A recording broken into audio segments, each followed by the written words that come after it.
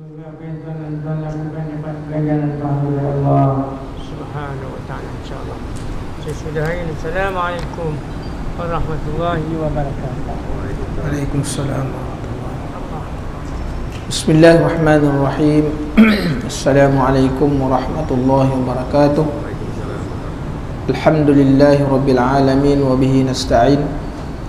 Wassalatu wassalamu ala rasulil amin wa ala alihi wa sahbihi ajma'in. Subhanaka la ilma lana illa ma 'allamtana innaka antal alimul hakim. Wala hawla wala quwwata illa billahil aliyyil azim. Allahumma la sahla illa ma ja'altahu sahla wa anta taj'alul hazna idza syi'ta sahla. Allahumma faqihna fid din wa 'allimna ta'wil. Allahumma zidna ilma amma ba'd. Alhamdulillah, syukur kepada Allah Subhanahu wa ta'ala kerana dengan rahmat dan limpah kurnianya kita bertemu lagi dalam majlis yang diberkati oleh Allah Subhanahu wa ta'ala.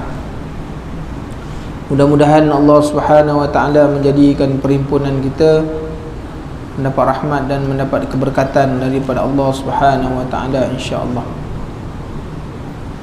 Tuan-tuan muslimin dan muslimat yang dirahmati Allah, sebelum kita membaca kitab ni, ada satu soalan yang ditanyakan kepada kita untuk kita menjawab soalan yang diberikan. Bagaimana hukum sembahyang orang yang memakai pelitup muka ni, ataupun face mask, macam mana hukumnya? Adakah sah ataupun tidak? Jadi ini yang kita anggap soalan remeh-remeh, remeh-temeh, tapi kalau tak tahu dia jadi benda yang mengganggu kita lah. Adakah sah sembahyang atau tidak kan? Nampak remeh, tapi kalau orang tanya kita, susah juga kalau kita nak jawab, kalau maknanya kita tidak memahami bagaimana dia sudut fiqh dia. Jadi tuan-tuan muslimin dan muslimat yang dirahmati Allah, bila kita mendirikan sembahyang, ada rukun-rukun fi'li ni. Salah satu termasuk rukun fi'li ialah sujud. Jadi apabila orang sujud, dia ada syarat-syarat sah sujud. Jadi syarat sah sujud ini ialah mesti maknanya 7 anggota kena kepada tempat sujud. 7 anggota mesti kena. Kalau tak kena, maka hukumnya tak sah. Apa dia? Pertamanya dahi. Dahi kita ni mesti kena. Jadi kalau sekiranya orang pakai songkok sampai menutup dahi dia, kan? Atau dia sujud tidak kepada dahi tapi di tengah kepala. Dia sujud bukan dahi, dia tonggengkan kepala dia tu. Mana sujud ni di atas dahi dia tu. Tu bukan dahi. Lama dah hidup dahi dengan kepala tak kenal. Jadi susah juga kan. Kerana ada orang begitu. Dia sujud di atas songkok dia. Okey. Yang keduanya 2 tapak tangan. Kan? Yang keduanya 2 lutut, dan yang ketiganya 2 perut jari kaki. Jadi tuan-tuan muslimin dan muslimat yang dirahmati Allah, dahi, 2 tapak tangan, 2 lutut, dan perut-perut anak jari. Kalau sekiranya mencecah saja pun itu dah dikira sah. Tapi yang sempurnanya ialah semua perut anak jari itu mesti kena pada tempat sujud. Jadi tuan-tuan, hidung ni dia tak termasuk. Cuma hidung ni adalah sesuatu yang maknanya jadi disuruh sunnahnya kalau kena, kan? Jadi ada anggota yang kalau tertutup pun, walaupun dia anggota sujud, hukumnya sah. Contohnya lutut. Lutut ni dia tertutup, tak perlu waktu semayang pergi senting kan nampakkan lutut, tak payah, kan? Dan Rasulullah SAW sendiri semayang memakai sandal, makna capal. Dan ketika mana malaikat Jibril datang memberitahu Rasulullah bahawa sandal dia tu ada terkena najis unta, lalu Rasulullah membuka dan para sahabat pun membuka. Jadi nak tunjuk pada kita bahawa Rasulullah dia semayang dia pakai slipper, pakai sandal. Jadi tuan-tuan muslimin dan muslimat yang dirahmati Allah, orang semayang pakai sarung kaki lelaki, hukumnya sah. Jadi maknanya pelitup muka ni makna jangan menutup dahi lah. Kalau tutup dahi kan lain cerita pula kan. Jadi hidung tidak termasuk anggota yang wajib. Cuma sunat untuk kita rokok mengenakan hidung kita. Jadi bila kita semayang, pastikan 7 anggota ni mesti kena. 7 anggota. Bermakna kalau orang semayang contohnya dia melengkungkan dia punya tapak tangan dia begini, contohnya gini. Dia seolah-olah menekap sesuatu, maka ni tak kena, hukum tak sah. Tak? Hukumnya tak sah. Jadi dia mesti kena. Dan syarat sunat bila kita sujud ini ialah jari-jari waktu sujud mesti dirapatkan. Dirapatkan. Itu adalah makna kaedah bagaimana sujud yang sempurna ni. Jadi makna bila kita sujud, tapi kalau kita rokok, meletakkan tapak tangan ke atas lutut ni ialah dijarangkan. Jari-jari itu dijarangkan, jangan dirapatkan, dijarangkan. Jadi itu kaedahnya tuan-tuan muslimin dan muslimat yang dirahmati Allah. Jadi bukan supaya kita fahamlah bahawa memakai pelitup muka ni tidak menyebabkan solat seorang itu terbatal, kan? Jadi tuan-tuan, kita sambung lagi bicara kita pada kitab Di Sebalik Tabir Kematian ini yang ditulis oleh Imam Al-Ghazali rahimahullahu ta'ala wa nafa'ana bi'ulumihi. Bismillahirrahmanirrahim. Qala musannifu rahimahullahu ta'ala wa nafa'ana Allah bi'ulumihi fi daraini. Kita berada pada muka surat 128. Berkata Abu Sulaiman bin Ad-Darani, sudah hampir dengan ajal beberapa sahabatnya datang menjenguknya. Seorang salafus salih, ataupun seorang salihin, namanya Abu Sulaiman Ad-Darani. Waktu nak ajal, orang sahabat-sahabat dia datang menjenguk. Jadi ini nak tunjuk kepada kita tuan-tuan muslimin dan muslimat yang dirahmati Allah, menjadi sunnah, menjadi sunnah kita menziarah orang sakit. Sebab disebut di dalam hadis Qudusi, Allah Ta'ala menyebut, ketika mana aku sakit maka datanglah ziarah aku. Macam mana tu? Takkan Allah Ta'ala sakit? Benar, maknanya kita datang, orang yang mendatangi ziarah orang sakit itu, dia mendatangi akan Allah. Kerana orang yang dalam sakit ni, kita kena ingat bahawa doa dia dimakbulkan. Doa ni makbul. Sebab tu kalau kita ziarah orang sakit tuan-tuan, kita jangan lupa mengambil peluang. Kerana dia ada satu kelebihan yang Allah Ta'ala bagi, kerana doa dia dimakbulkan oleh Allah. Sebab tu minta ni, tolong doakan saya. Jadi kita kena begitu. Apalagi dalam masalah orang yang hampir sakratul maut. Kenapa disuruh kita menziarahi orang dalam keadaan sakratul maut?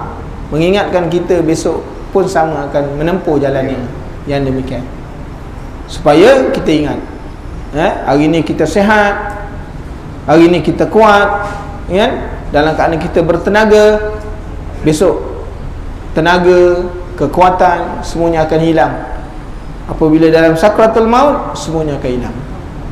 Jadi tuan-tuan muslimin dan muslimat yang dirahmati Allah, lalu berkatalah sahabat-sahabat dia, berbahagialah.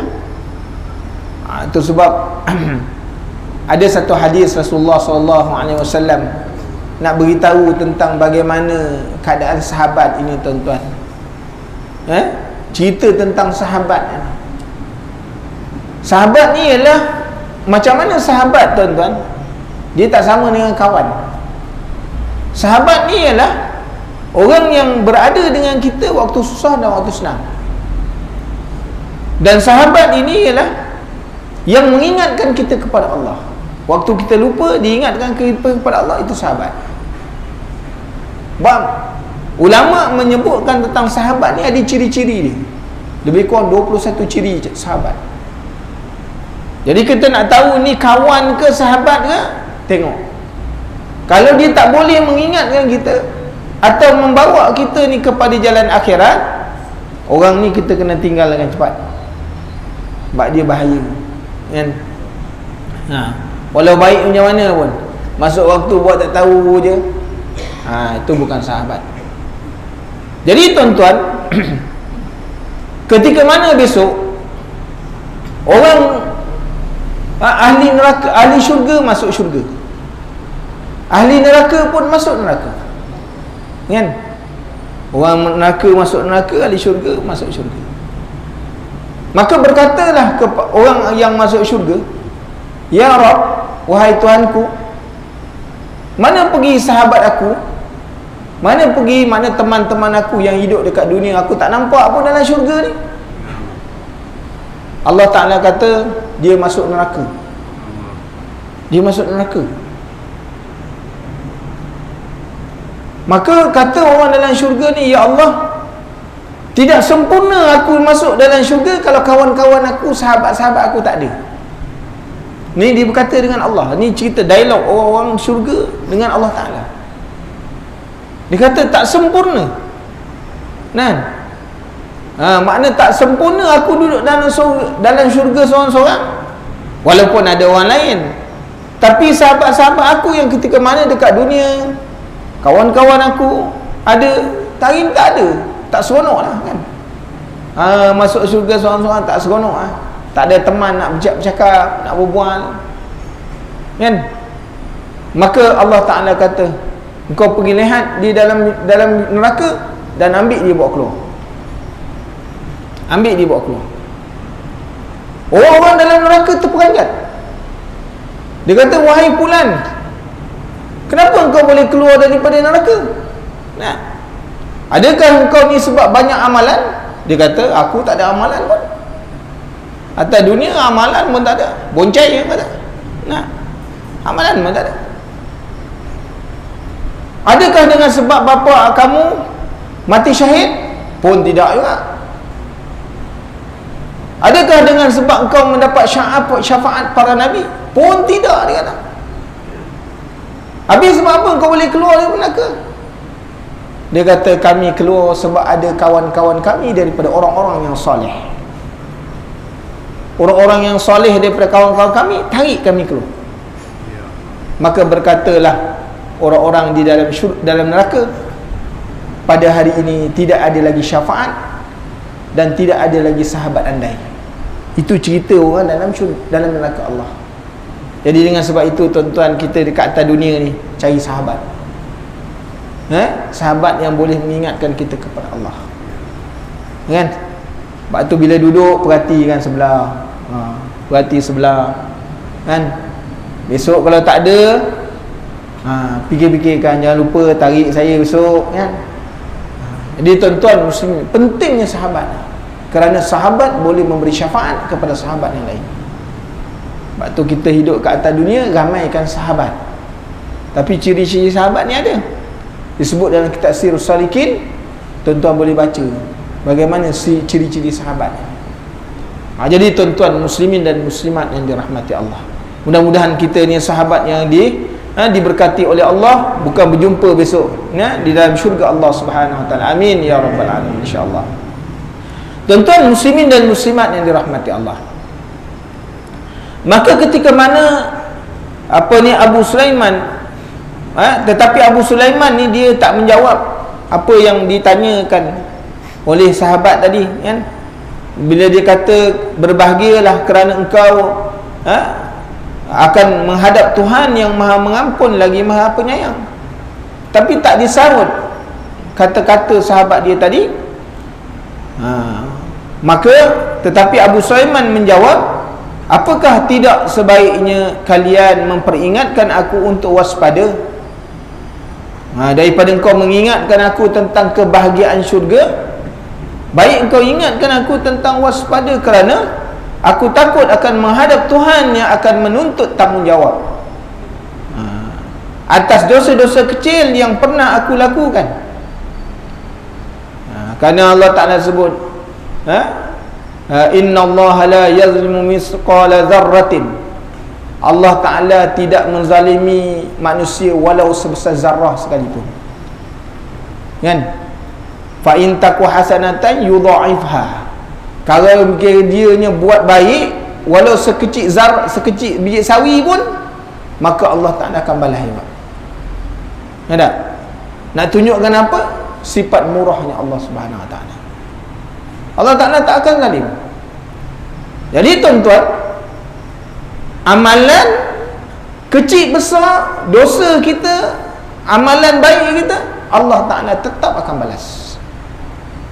Inilah yang dikatakan oleh Abu Sulaiman, kenapa kamu tidak mengingatkan aku tentang waspada, tentang dosa-dosa kecil yang pernah aku lakukan dan yang akan menjatuhkan hukuman atas dosa-dosa besar yang aku lakukan. Sebab tu tuan-tuan muslimin dan muslimat yang dirahmati Allah, Rasulullah ajar kita, bila kita duduk dalam sesuatu majlis, dia suruh kita baca tasbih kifarah. Tasbih kafarah, mana tasbih untuk meminta ampun dosa. Hatta kata ulama, orang kalau dia baca kitab sekalipun, dia baca Quran sekalipun, kalau lepas dia baca Quran, lepas dia baca kitab, baca tasbih kafarah, takut-takut sebab apa? Takut yang diterang tu tak seperti mana kehendak dia punya muallif ni. Muallif hendak maksud lain, kita terang maksud lain. Itu kan dah maksudnya berdusta nama dia, orang yang tak amanah. Itu tuan-tuan, kenapa dalam waktu kita lepas baca Quran pun suruh tasbih kafarah? Takut bila kita baca Quran ada maknanya hukum-hukum yang kita tak sempurna kan. Sedangkan menyempurnakan, maknanya alladzina yatluna kitaballah, kan, orang yang baca Quran ini, lalu dikata apa? Haqqa tilawati, memberikan hak dalam bacaan. Kita baca kadang-kadang mat yang wajib kita baca 2 harakat, sedangkan hukumnya 4 harakat. Ada? Kita tak memberikan hak dia, menyebabkan kita berdosa dengan Allah. Jadi contoh kita baca dalam semayang surah Fatihah, kita baca asal habis dia waladdallin, sedangkan dia ada hukum, ada hukum, siratal ladzina an'amta alaihim, tak bunyi-bunyi, dia punya sifat makhraj tak ada. Itu dalam semayang.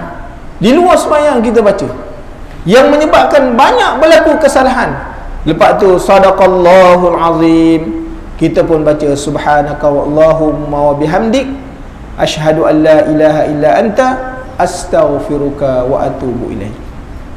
Kena baca tasbih kafarah, minta ampun dengan Allah, supaya bacaan kita tadi kalau ada berlaku silap, ada berlaku kekurangan, supaya Allah Ta'ala ampun. Jadi begitu tuan-tuan muslimin dan muslimat yang dirahmati Allah. Sebab tu siapa yang membaca tasbih kafarah, Allah Ta'ala akan mengampuni dia. Kan? Jadi selepas melakukan suatu majlis, baca tasbih kafarah. Satu amal kita buat tasbih kafarah. Jadi tuan-tuan muslimin dan muslimat yang dirahmati Allah, saat kematian hampir menyebut Abu Bakar al-Wasd, beberapa temannya meminta wasiat terakhir daripadanya. Ia menjawab.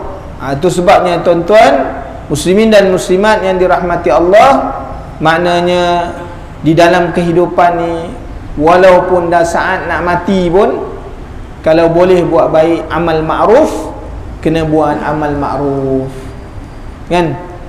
Kuntum khaira ummatin ukhrijat linnas ta'muruna bil ma'ruf, ta'muruna bil ma'ruf wa tanhauna 'anil munkar. Bayangkan Sayyidina Sayyidina Umar, waktu dia dibunuh dalam masa semayang, luka dia tuan-tuan, dia minum air susu, keluar balik tempat yang kena bunuh tadi, yang dicocok dengan pisau tadi. Air susu tu keluar balik, dia minum, keluar balik tempat yang luka. Ada seorang anak murid dia, anak murid ni anak yang taksub. Mana anak murid memang betul hebat ni, memang taat dengan tok guru. Dia pun datang ziarah Saidina Umar dalam keadaan Saidina Umar luka tu, nak wafat, nak meninggal dunia ni. Maka lelaki ni, pemuda ni tadi datang dalam keadaan memakai jubah yang melepasi buku lali. Mana dia pakai jubah ni, dia menyerit. Maka kata Saidina Umar, wahai pemuda, janganlah engkau membuat fitnah. Kan? Jangan buat fitnah. Kan ini merupakan sesuatu yang dilarang oleh Allah, oleh Rasul. Jadi nak tunjukkan tuan-tuan, saat nak mati pun, kalau boleh buat baik, kena buat baik. Memberi nasihat. Sebab atamuruna bil ma'ruf wa tanhauna 'anil munkar. Kalau boleh pada waktu itu pun kena buat. Kalau ada hadis Rasulullah sallallahu alaihi wasallam, kalau adalah satu pada kamu sebatang pokok tamar, ketika mana nak berlaku kiamat, sempat kamu tanamkan. Nak tunjuk kepada kita tuan-tuan, kita kena buat baik walaupun saat nak mati pun boleh ada kesempatan, maka kesempatan buat baik. Apatah lagi dalam keadaan kita masih sihat, masih lagi dalam ada kekuatan, ada maknanya kemampuan dan sebagainya. Jadi tuan-tuan muslimin dan muslimat yang dirahmati Allah, maka berkatalah ia, berkata makna Abu Bakar Al-Wasti ni, bahawa dia kata apa? Janganlah keinginan Allah yang maha, jagalah keinginan Allah yang maha dalam dirimu. Mana apa yang Allah Ta'ala perintah, hak-hak Allah Ta'ala kita jaga. Sembahyang, bercakap benar, amanah, tu hak Allah, maka jaga hak tu. Kalau nak selamat, maka jaga. Ini pesanan dia tuan-tuan muslimin dan muslimat yang dirahmati Allah. Isteri seorang ulama sufi menangis melihat suaminya hendak menghembuskan nafas terakhir. Maka sang suami bertanya, apakah yang kamu tangiskan? Aku menangis kerana-mu. Kata isteri, aku menangis kerana engkau lah, sebab engkau nak meninggal dunia. Jawab si isteri.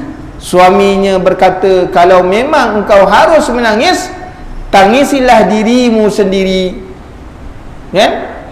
Tangislah dirimu sendiri, sebab selama 40 tahun aku sudah menangis demi hari seperti ini. Hari yang nak dalam sakratul maut ni, yang tak ada siapa boleh tolong. Orang sama ada selamat tak selamat waktu sakratul maut. Dia punya ending dia, waktu akhir tuan-tuan. Ni yang menentukan selamat tak selamat. Sebab apa? Orang yang dalam sakarat ini, ujiannya manusia tak nampak. Syaitan akan datang menyerupai isteri, menyerupai anak-anak. Kalau dia seorang suami, dia akan menyerupai isteri. Kalau dia seorang isteri, akan menyerupai suami. Kerana apa? Kerana orang yang dalam saat nak mati ni, dalam sakrat ni, dia akan menghadapi dua maknanya ujian yang paling besar, iaitu kehausan dan kelaparan. Sehingga Rasulullah SAW menyebutkan, haus orang dalam sakarat ini, kalau dituangkan air seluruh dunia ni masuk dalam perut dia, saya tak hilang haus dia. Dia punya lapar, kalau dimasukkan makanan dalam dunia ni, air seisi dunia masuk, dia tak akan hilang. Itu tuan-tuan, anak akan datang, wahai ayah, ayah haus itulah ujian yang paling besar. Anak tu siapa? Itu syaitan yang menyerupi anak dia. Ujian besar tuan-tuan muslimin dan muslimat yang dirahmati Allah. Kalau kita tak ada amalan, inilah maknanya pergantungan kita tadi, melalui amalan-amalan yang dilakukan. Tuan-tuan muslimin dan muslimat yang dirahmati Allah. Jadi kata ahli sufi ni, kalau sekiranya engkau nak menangis, engkau menangislah diri engkau, akan diri engkau. Sebab waktu saat yang macam ni, dalam sakarat ini, tak ada siapa yang boleh tolong, melainkan amalan. Amalan pada waktu tu akan membantu kita, akan menolong kita, memudahkan sakratul maut dan sebagainya.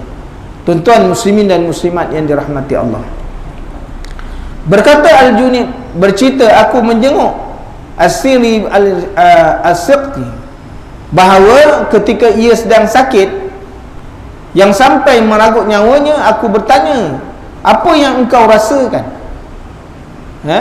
Dia menjawab dengan sebuah syair, bagaimana aku mengadu kepada tabibku tentang sakit yang aku derita, sementara ia sendiri boleh menderita sakit seperti aku ini. Jadi macam mana aku nak bagi tahu sakit ni, nak bagi tahu sakit, seperti mana seorang doktor bagi tahu sakit apa macam mana, sedangkan dia pun sakit juga. Macam mana nak bagi tahu, kan? Nak bagi tahu kau tentang sakit ni, sedangkan kau pun akan sakit juga. Jadi macam mana nak bagi tahu, kan? Ini kata-kata ahli sufi, tuan-tuan. Aku lalu mengambil sebuah kipas untuk mengipasinya, tetapi ia malah mengatakan bagaimana angin kipas terasa nyaman oleh orang yang jantungnya sedang terbakar. Orang dalam sakratul maut begitulah, tuan-tuan. Ia kembali bersyair, hati terbakar, air mata bercucuran, derita menumpuk dan ketabahan terkoyak-koyak. Bagaimana berpijak pada orang yang tak punya pijakan sama sekali, kerana ia selalu didera oleh cinta, rindu dan gelisah. Ya Tuhan, seandainya masih tersisa jalan keluar untukku, tolong berikan kepadaku sepanjang aku masih boleh bernafas. Makna kalau boleh hidup lah, kalaulah sekiranya mati ni boleh ditanggung, nak hidup lagi, kan? Berilah peluang untuk hidup lagi, kan? Sebab tak tertanggung akan penderitaan dalam keadaan sakarat ini, tuan-tuan, tak boleh nak digambarkan, kan?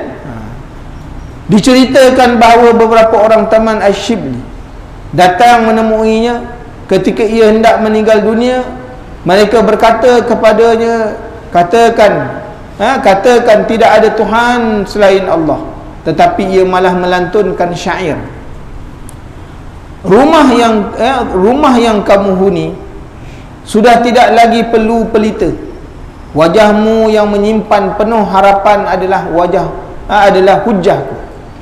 Ketika kelak orang-orang datang dengan membawa hujah masing-masing, semoga Tuhan memberiku kelapangan ketika aku sedang sangat memerlukannya.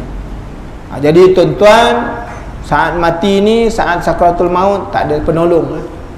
Tak ada penolong.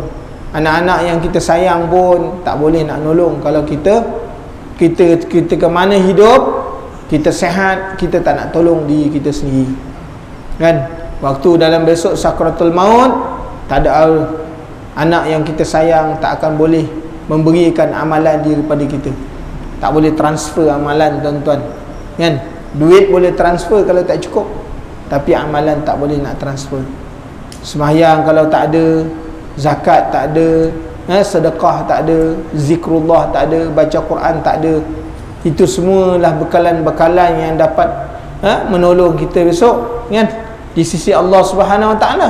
Tapi kalau kita hidup dekat atas dunia, ini semua kita tak mampu nak buat, sedangkan Allah Taala beri kita sihat, Allah Taala beri kita tenaga, ada maknanya kemampuan dan sebagainya, kita tak boleh guna.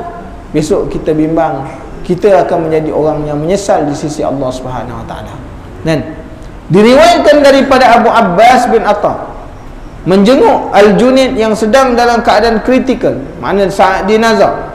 Ia mengucapkan salam, tetapi Al-Junaid tidak menjawabnya. Al-Junaid hanya menjawab salamnya beberapa saat kemudian dan berkata, maaf kerana tadi aku sedang asyik membaca wiridku. Selanjutnya ia menghadap ke arah kiblat dan mengucapkan Allahu Akbar, lalu meninggal dunia. Ni cerita orang soleh, bagaimana keadaan dia punya khitam dia. Ketika akan menghembuskan nafas yang terakhir, Al-Qattani ditanya, apakah sahaja apa sahaja amalanmu? Ia menjawab, kalau sahaja ajalku masih lama, tentu akan aku menceritakannya kepada kalian. Selama 40 tahun aku berdiri di depan pintu hatiku, dan setiap kali yang lewat di depannya bukan Allah, aku terus menutupnya. Makna 40 tahun mengunci maknanya hati daripada ingatan kepada makhluk. Setiap kali ingatan makhluk ada, ya tutup. Maknanya berhenti, berusaha tuan-tuan 40 tahun mengunci hati daripada maknanya hubbud dunia, cinta kepada dunia. Setiap kali maknanya kecintaan kepada dunia nak masuk, tutup pintu, hatinya ditutup supaya jangan masuk. Kerana masuk je kecintaan kepada dunia, dia akan merosakkan amalannya. 40 tahun, bukan 4 hari tuan-tuan, 40 tahun dia bermujahadah, kan? Saat yang begitu lama, dia menceritakan kepada kawan dia. Kemudian cerita yang lain pula bawa maknanya Al-Mu'tamir meriwayatkan, aku ada dekat dengan Al-Hakam bin Abdul Malik menjelang wafatnya. Aku berdoa, ya Allah, berikanlah ia keringanan dalam menghadapi sakaratul maut, kerana ia orang yang sangat dermawan.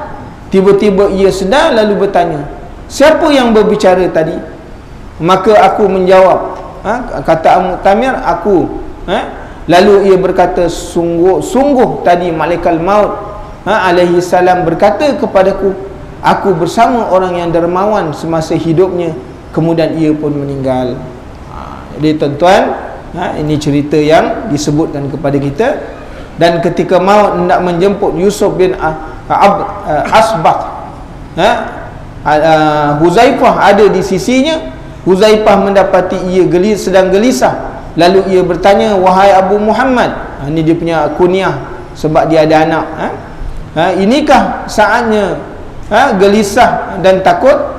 Ia menjawab, wahai Abu Abdullah, ini juga kunyah kepada Abu Huzaifah, bagaimana mungkin aku tidak merasa gelisah? Aku tidak tahu apakah aku benar-benar beriman kepada Allah dalam setiap amal perbuatanku. Ini kebimbangan orang soleh ni tuan-tuan, dia cukup luar biasa, kan? Walaupun dia punya ibadat ikhlas kepada Allah, dia rasakan ibadat dia tu maknanya ikhlas tak ikhlas, kan?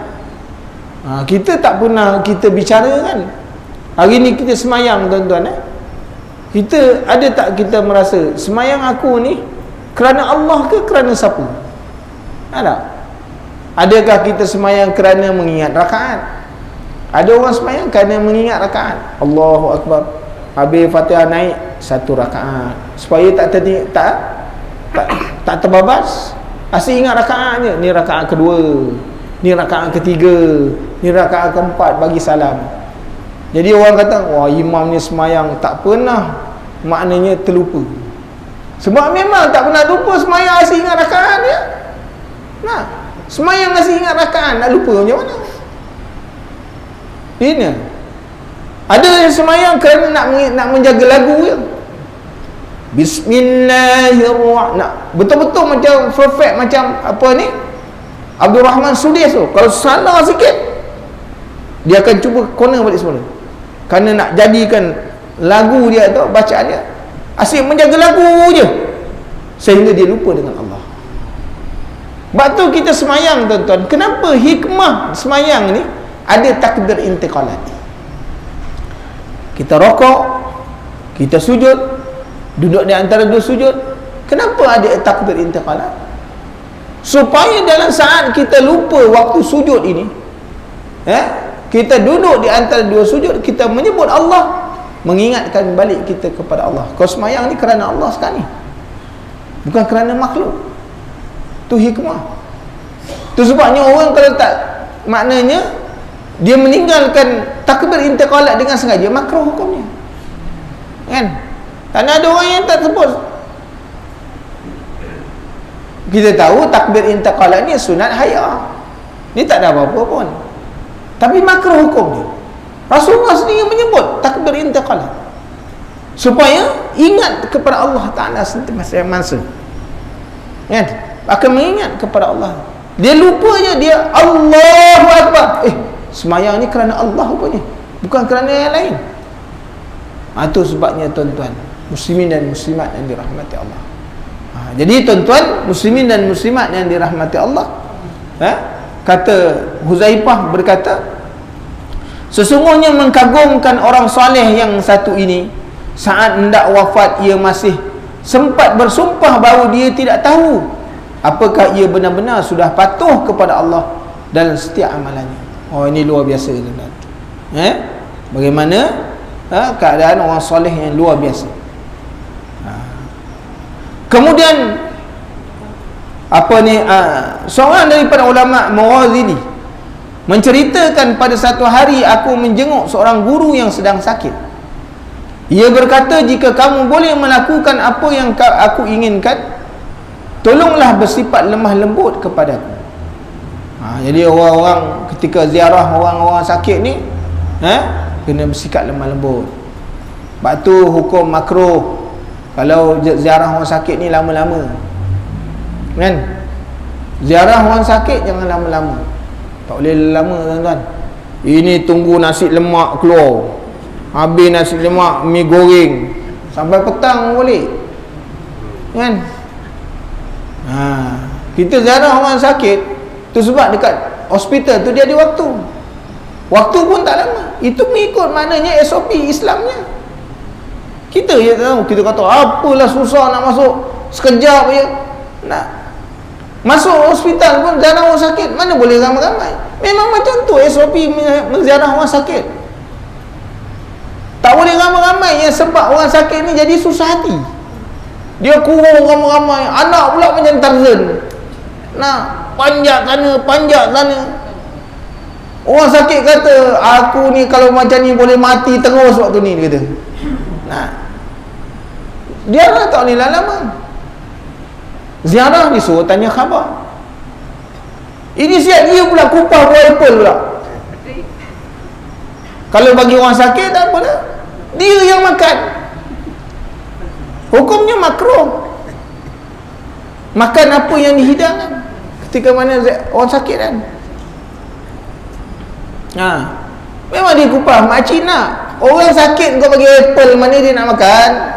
Cuba dia tak sakit, satu peti ais boleh habis. Waktu tu tak pula dia bawanya. Jadi tuan-tuan muslimin dan muslimat yang dirahmati Allah, pergi ziarah orang sakit satu tak boleh lama, kan?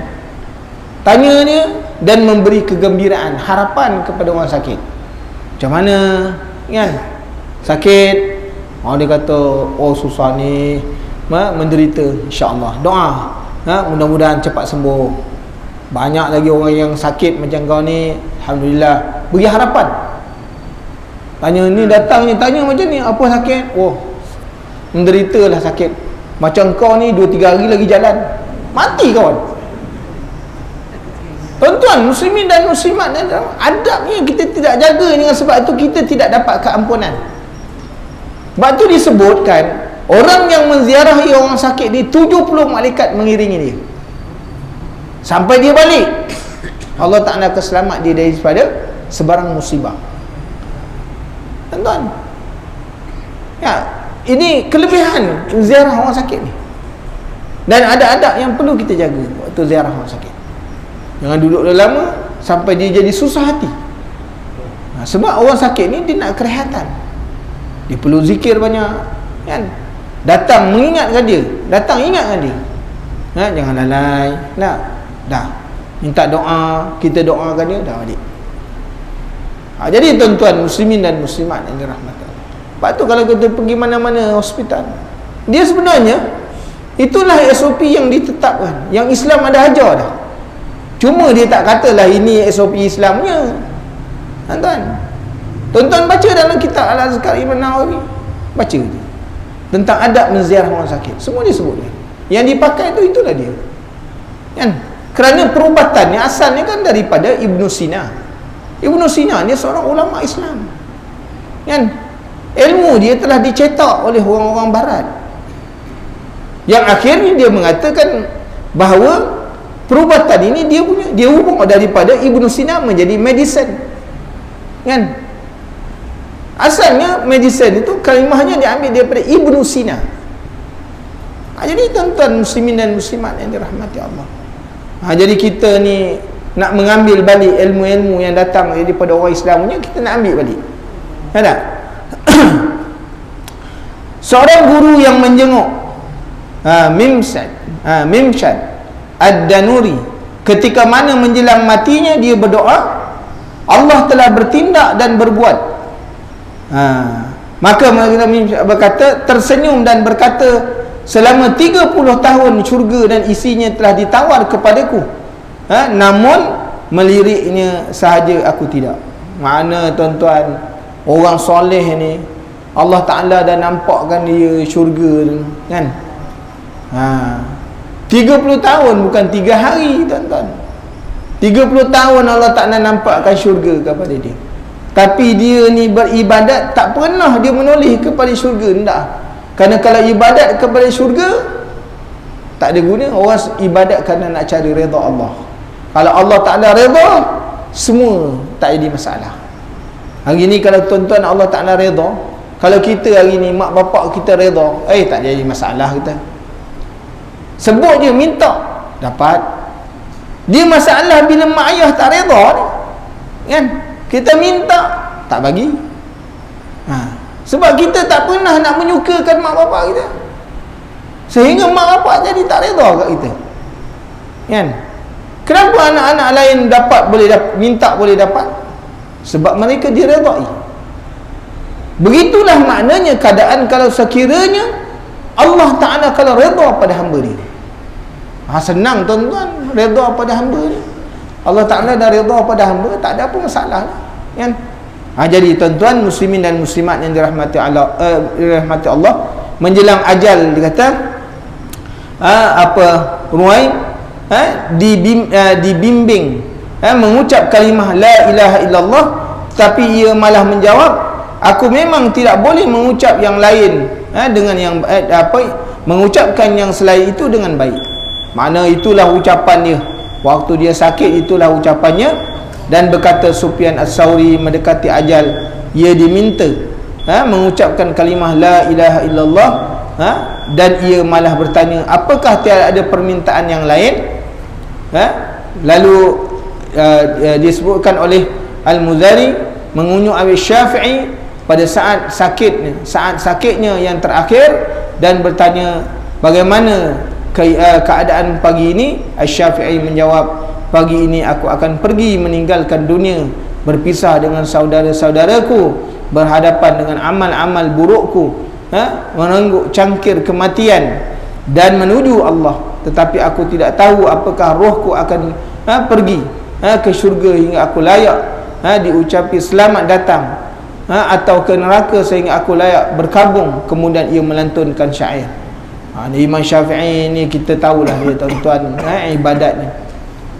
Kerana kalau kita baca riwayat hidup Asy-Syafi'i ni, disebutkan bahawa anak murid dia pernah bermimpi, dia melihat Rasulullah SAW berjalan dalam satu kelompok sampai pada satu tempat, lalu Rasulullah dan kelompok ni berhenti. Pada waktu itu Imam Syafi'i datang daripada belakang, kan? Datang dari belakang dan bersama dengan kelompok itu lalu meneruskan perjalanan bersama Rasulullah SAW. Wah, hebat tuan-tuan, insya-Allah, kan? Imam Syafi'i kita tahulah, kan, kehebatannya yang luar biasa, kan? Lalu dia berkata, ketika hatiku mengeras dan jalanku menyempit, maka aku jadikan harapanku sebagai tangga untuk menggapai ampunanmu. Dosaku begitu besar, tetapi saat aku bandingkan dengan ampunanmu, Tuhan, tentu ampunanmu itu jauh lebih besar. Engkau selalu mengampuni dosa, selalu bermurah memaafkan kesalahan, dan engkau memaafkan kerana nikmat dan kemurahanmu. Tanpa engkau tidak beza di antara hamba dan iblis. Bagaimanakah Adam, insan pilihanmu, juga telah digoda oleh iblis. Jadi tuan-tuan, kita dalam hidup ni bersangka baiklah dengan Allah, kan? Dia punya kesimpulan daripada syair dia ni, hidup kita ni bersangka baiklah dengan Allah. Walaupun kita rasa dosa kita banyak, tapi kita kena tahu pintu keampunan Allah Ta'ala tu lebih besar daripada dosa kita. Kerana Allah Ta'ala sebut apa? Wasari'u ila maghfiratin min rabbikum wa jannatin arduhas samawati wal ardh. Bersegeralah dalam mencari keampunan, keampunan padaku, yang mana pintu keampunan itu seluas langit dan bumi. Walaupun kita rasa kita ni banyak dosa, ya Allah aku banyak dosa, dosa banyak, tapi pintu keampunan Allah Ta'ala lebih luas daripada dosa kita. Sebab tu bersangka baik dengan Allah. Kisah pada zaman Bani Israel, orang yang bunuh maknanya 100 orang, kan? Bunuh 100 orang, tuan-tuan. Bunuh ni bukan cerita kecil-kecil, kan? Orang membunuh, dosa besar, kan? Allah Ta'ala sebut la taqtulun nafsan lati haramallahu illa bilhaq. Bunuh, lawannya kena bunuh. Tapi ketika mana saat dia nak buat baik, nak bertaubat, mati di dalam perjalanan, sehingga para malaikat ni berebut-rebut nak ambil. Seorang nak masukkan catat neraka, seorang catat syurga.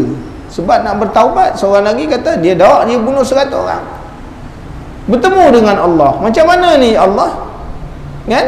Orang ni nak masukkan, nak catat neraka ke syurga? Ukur ni. Maka dia ukur pergi kepada tempat kebaikan. Allah Ta'ala kata masuk syurga. Sebab sangkaan. Kan?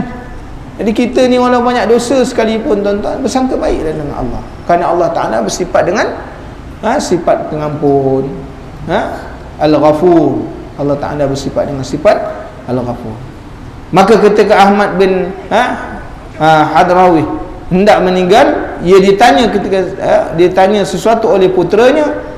Seketika itu dia menangis dan berkata, wahai puteraku, pintu yang telah aku ketuk selama 95 tahun sekarang sudah terbuka. Namun aku belum tahu apakah ia terbuka untuk kebahagiaan ataupun penderitaan. Dok ibadat, tuan-tuan, tak maknanya nak mencari redha Allah. Allah Ta'ala dah buka, kan? Lamanya dia ibadat 95 tahun beribadat kepada Allah, kan? Nak mengetuk pintu tu, sehingga pada saat dia nanti Allah Ta'ala dah buka dah. Tapi dia masih bimbang, adakah maknanya bila dibuka pintu ni, masuk dia atas masuk kebahagiaan ataupun masuk dengan kecelakaan, kan? Jadi bagaimana mungkin aku punya waktu untuk menjawab pertanyaan tadi? Sebab aku sibuk. Takut kalau sekiranya selama aku ibadat ni 95 tahun ni, saat-saat akhir ni jadi masalah pula, kan? Maka itulah yang mereka ucapkan, perbezaan di antara mereka terletak pada perbezaan kondisi keadaan dan keadaan mereka masing-masing.